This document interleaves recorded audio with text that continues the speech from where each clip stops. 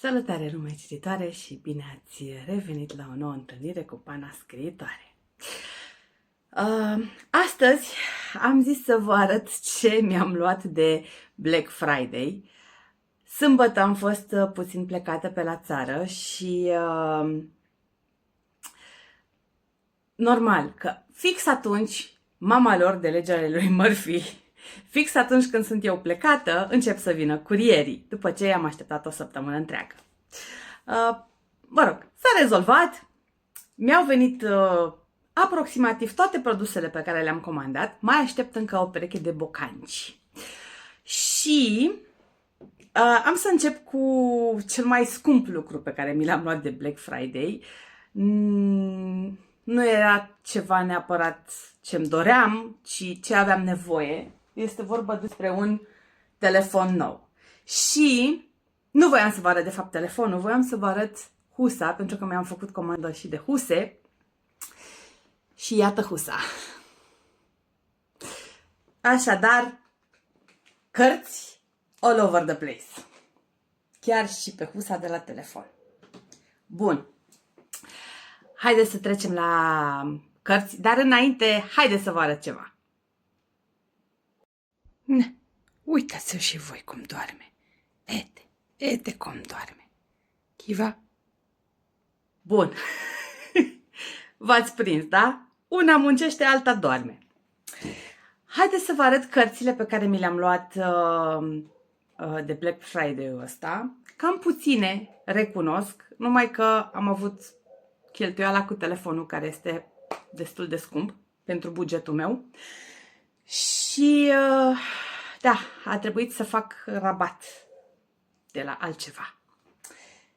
Haideți să începem cu coletul de la Book-Bite. L-am descocificat înainte, adică i-am scos scociul. Și cred că pe ăsta nu l-am scos. Și hai să vedem ce avem aici.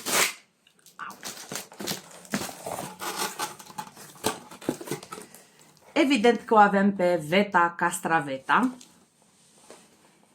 De-abia aștept să o defoliez și să văd ce se află înăuntru. Evident și Mâțu Cămătaru. E simpatic foc. Numai că mă și întristează puțin, pentru că mi-aduce aminte de Lucifer și mi-e tare dor de Lucifer. Ok, mergem mai departe. Căsătoriți de Crăciun, de Mara Eremia.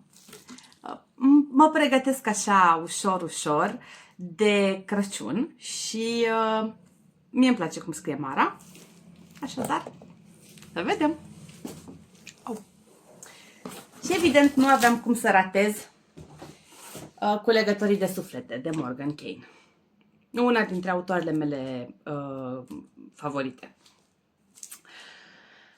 Și arată super. Și am înțeles că este reverse RM. Bun. Haideți să continuăm. Am mai făcut o comandă la Librex.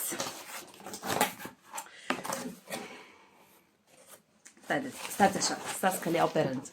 O dau jos și le iau așa frumos, frumos, pentru că e coletul destul de mare. În primul rând i-am comandat fiicei mele o carte, tot carte de Crăciun. Este vorba despre povestea de Crăciun a lui Charles Dickens, pe care a și început-o aseară, a și citit vreo 30 și ceva de pagini din ea. Îi place foarte mult. Poveste de Crăciun, clasica noastră poveste de Crăciun a lui Charles Dickens. Mergem mai departe. Cu Bebe pentru șeful, de Nadia Lee. Am așa o mică plăcere vinovată pentru poveștile cu dragoste la birou. Așa că hai să vedem cum este. Am luat a doua carte. Nu mai știu cum se numește seria. Prima a fost Mireasa Cum a fost, mă? Înlocuită. Mireasa înlocuită. Așa. Și am zis, hai să vedem cum este Soția temporară. Am auzit că e mai bună. Sincer, mie prima carte nu mi s-a părut cringe. Hai să vedem cum este a doua carte. Încă o dată spun, am auzit că este mai bună decât prima. Deci, cu Dumnezeu înainte. Așa. O carte pe care am tot văzut-o vehiculată prin tenebrele BookTok-ului este Mr. Hookup și am luat și Mr. Wicked, amândouă de Marnie Mann. Cred că așa se citește. Așadar, da. Mai departe. Cred că este serie cu Bebe pentru șeful. Este Miliardarul meu morocănos. Asta am văzut-o pe Trendyol. Și, mă rog, când am dat peste ea acum de Black Friday pe site la Librex, am zis hai să o pun și pe asta în coș, așa că am luat-o. Cred că a fost pachet sau ceva de genul. Și am mai luat o carte pe care, sincer, am tot ezitat să o comand. De ani de zile, ba o pun în coș, ba o scot din coș. Este vorba despre Casa de Emma Becker.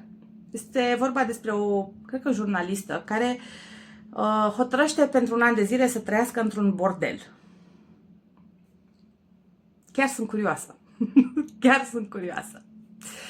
Și pentru că nu aveam cărți destule, am mai făcut o comandă care a venit săptămâna trecută, n-am apucat să vă arăt, așa că dați-mi 2 secunde să le iau și pe celelalte și să vă arăt ce cărți mi-am mai cumpărat.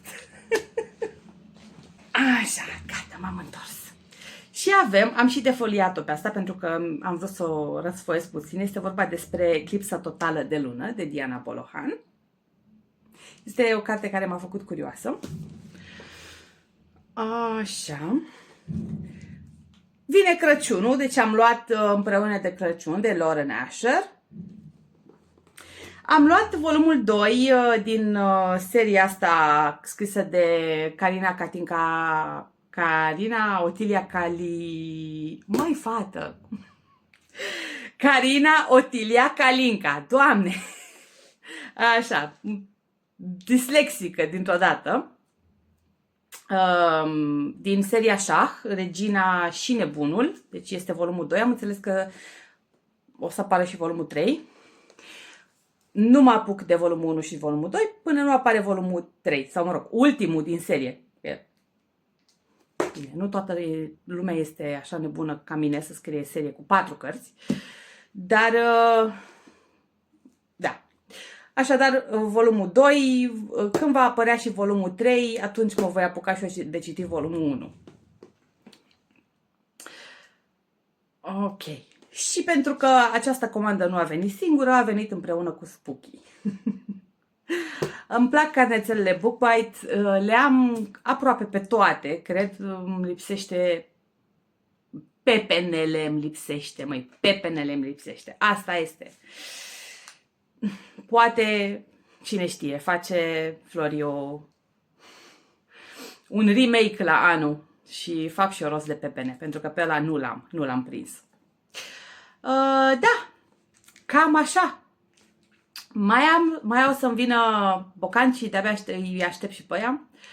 Să vedem dacă mi se potrivesc. Știți că eu trăiesc pe picior mare la propriu, nu la figurat. Bine, și la figurat, pentru că uitați-mă cât sunt de bogată. Ce am în spatele meu și ce tocmai am cumpărat zilele astea. Așadar, mărimea 42, bocancii, sper să mi se potrivească, dacă nu, asta este retur. Cărțile nu le returnez. Bun, atât. Gata pe ziua de astăzi. V-am pupat și până data viitoare vă urez lecturi plăcute. Pa, pa!